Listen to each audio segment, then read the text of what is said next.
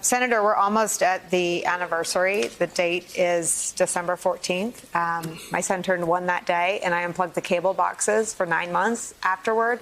It is unbearable to me that happened and we did nothing. I have played your floor speech from last Wednesday multiple times. I'm going to do it one more time. This only happens in the United States of America. There's no other nation in the high-income world in which kids worry about being shot when they go to school. It happens here in America because we choose to let it happen. We're not unlucky. This is purposeful. This is a choice made by the United States Senate to sit on our hands and do nothing while kids die. It doesn't even involve any political risk. The changes we're talking about in order to make our schools safe places, they're supported by the vast majority of Americans, Republicans and Democrats. Senator, we are not unlucky has haunted me since you said that. What happens now? So I think we have to understand what we're doing here, and it's so amazing to be here with my friend Fred, who's a hero of mine, and I hope he'll agree that we're building a social change movement. I understand people want this change to happen immediately. I understand that some people look at what happened in Sandy Hook and Parkland and think, well, if everything didn't change after that, it never will. Well, that's not how politics works. We were operating at a massive power deficit in 2012. The NRA had all the power, almost unlimited power. The anti-gun violence movement was barely existent. So we're building a new movement right now. We're recruiting volunteers. We're raising money. Maybe we're not more powerful than the gun lobby today, but we've gotten the universal background checks bill further than ever before. It's passed by the House of Representatives. There's a president who's willing to sign it. We have the majority of senators who will vote for it. We just don't have a super majority. We'll get there. But just like every other great social change movement, you've got to hit a lot of obstacles before you get to success. From the minute that the country saw Emmett Till's open casket, it was over a decade before the first Civil Rights Act was passed. I hope that it doesn't take that long, but we have to be in this for the long haul. But I know that you're not unmoved by the fact that the long haul means that our kids are at risk of getting shot at school. That is unacceptable to a majority of Americans. So the long haul feels like too long. What do you say to people who don't want to wait for the long haul to come? Well, listen, my children are the same age as yours. My youngest was 1 as well when Sandy Hook happened, and they go through active shooter drills every year in their public elementary and middle school. And that's terrifying, even if they, frankly, never have a gun pointed at them, because there's trauma involved with just the fear of being shot at school. And so, no, I understand that we can't wait. And that's why there's multiple levels of action that are required here. We have passed dozens of state laws that have made communities safer. We have changed the practices of private sector companies and corporations to divest themselves from the irresponsible parts of the gun industry. So you don't have to just sit back and wait for federal action. I'm going to press my colleagues every single day to get there. You can also go out and work in your local communities. You can work in the private sector to make change. We've been making a lot of that positive change over the course of the last 10 years. Where does the sickness come from where the Christmas gift for a child who was a gun, the child's instability was known to the school and communicated to the parents, and then 2 days later, a Republican elected official whose salary is drawn from the United States taxpayer sends out gun porn, asking Santa to bring ammo. Where do those pieces, how do we deal with the rot and the sickness around guns? I mean, cars kill people, but you need a license. And if my 9-year-old drove my car, I'd go to jail. I mean, why is the gun obsession not just the right to have a gun, not just the right to have any gun you want, not just the right to have as many of whatever gun you want, but the right to not keep it out of my unstable kids' hands? Where does that sickness come from? Yeah, I mean, there is a celebratory culture around guns in this nation that knows no parallel anywhere else in the world. And it frankly looks very unfamiliar to the America just of 40 or 50 years ago. I think some of it is due to a complicated story about the metamorphosis of the Republican Party. The Republican Party has kind of lost any big ideas. The only idea they have left is that they want to destroy government, and the way that they translate that often is by associating themselves with the ability of individuals to arm themselves against the government.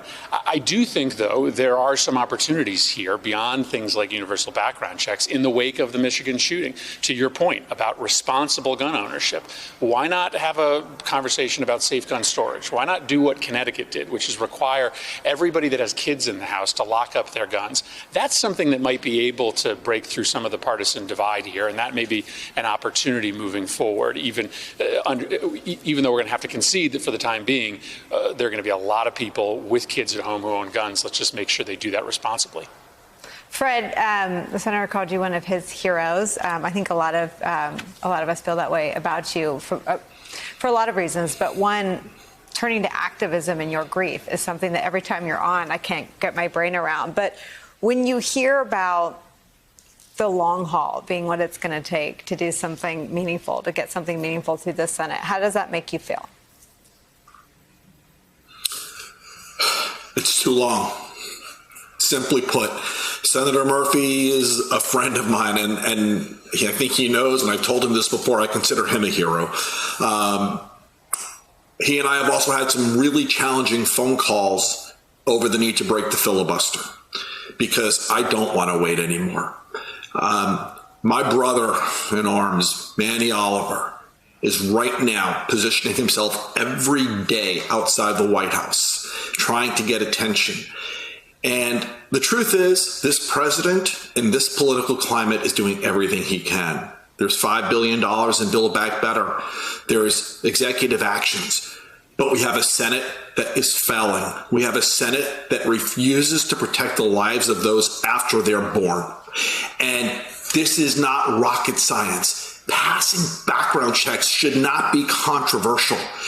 It's too long. I don't want to wait anymore.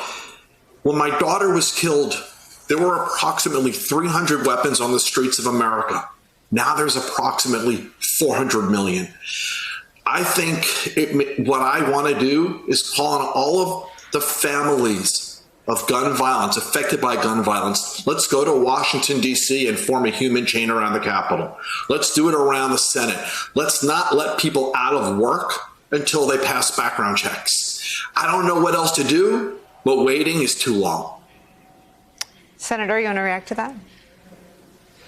Well, I want to pick out one thing that Fred said. And listen, I don't disagree with him on the rules of the Senate. The Senate is fundamentally broken right now, and we have to get the Senate back to operating once again in the best interest of the American people. Let's remember that when the assault weapons ban passed in 1994, it wasn't filibustered. That was back when the filibuster was used for only really exceptional cases. That bill passed with, I think, 52 or 53 votes. But Fred mentioned in the Build Back Better bill is $5 billion for community anti-gun violence initiatives.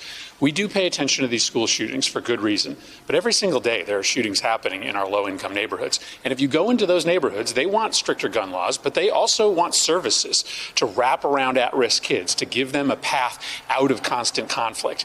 And so if we pass the Build Back Better bill, I'm going to tell you there is going to be a positive trajectory, downward trajectory on shootings in this country. So I agree with Fred on the need to reform the Senate, but I also agree with him that there are things we can do, even if we don't pass background checks this year, that will make a difference. Senator, will you join Fred and all the families who've been victims of violence if they do what Fred's talking about doing, coming to Washington and surround the Capitol? I will join them in whatever act of civil disobedience they want me to be a part of. I stood on the Senate floor for 15 hours a few years ago, demanding that my colleagues just simply hold votes on background checks. For me, listen, I'm so lucky. Both of my kids are still around. I can't imagine what Fred and other families are going through, but this is a personal mission for me because of my friendship and connection to all those families. I'm there for whatever they cook up. Fred, you want the last word here? Yeah, listen, the last piece of major gun safety legislation passed out of Washington, D.C. was the Brady background check bill far too long ago.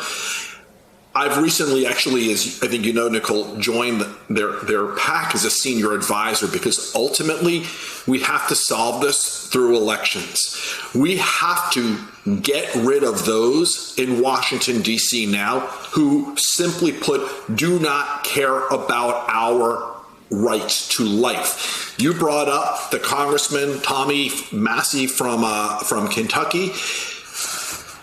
We can show the shooter who killed my daughter was inspired by photos like that. And he's yet putting out photos right now inspiring future killers. We need to stop this. We need to do it through elections. We need to do it through civil disobedience, but it's too long. We can't wait any longer for another piece of legislation. We have to, at a bare minimum, pass background checks, and we have to do it this year.